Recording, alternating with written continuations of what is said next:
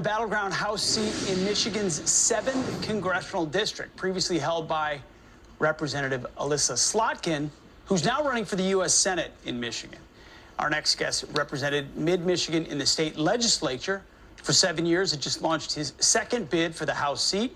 Tom Barrett joins us now. Tom, thanks for being here. This is one of the most competitive districts in the country, which makes it an important and helpful bellwether at the national level, not just for the presidential race, but for the future of the majorities in the House and Senate. What issues are animating voters the most for you?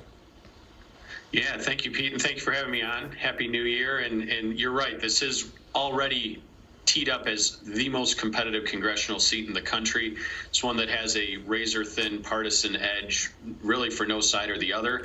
And the biggest issues are the issues we're seeing across the country.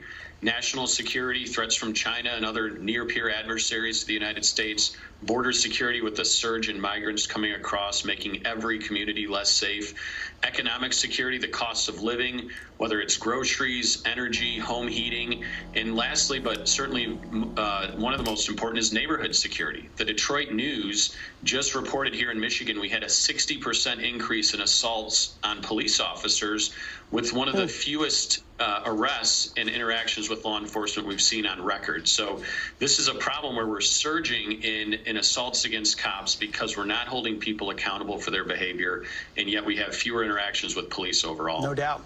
Tom, I'm sure you heard Joe Biden yesterday demagoguing about the state of our democracy, even though we're a republic, but that's a side point. Is that stuff going to work? I mean, is that effective how does that affect your race?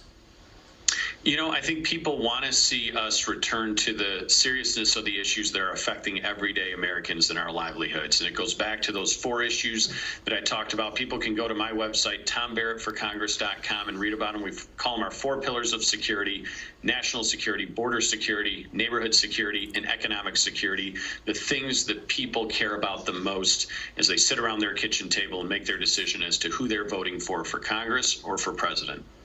A little bit about your background. You're a former state legislator, 22 years in the Army, from what I understand. Yes, and sir. There was a bit of a controversy in your race because your opponent, who's not a vet, went to a Veterans Day event and wore an Army jacket. Didn't say he was a vet, but sort of alluded to it. So your service certainly a big part of your campaign.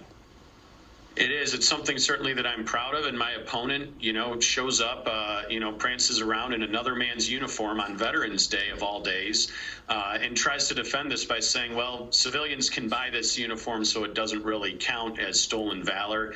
Thankfully, a number of veterans in this district stepped up to call him out for that and hold him to task. I just think it represents, a lot of irony and hypocrisy to show up at a Veterans Day event wearing another man's uniform to somehow suggest that you're supporting veterans in that. There are plenty of other ways to support veterans. You can volunteer for a veterans organization. You can donate time or resources to something. You can help clean up a cemetery. There are plenty of ways to support our veterans without wearing another man's uniform on Veterans Day and projecting the image that you're a veteran when you're not. I think that's something that's a problem. And again, I'd love to get some help from folks today. If you go to my website, tombarrettforcongress.com, we can make sure that we hold to these principles and make sure that we prevail and help win back this majority in Congress next year and put the country back on the right track. Well, the seat is Michigan's 7th district. This will not be the last time you hear about this race. Tom Barrett, thanks for your time and your service. Pete, thank you for having me. Happy New Year. Happy New Year. Still ahead.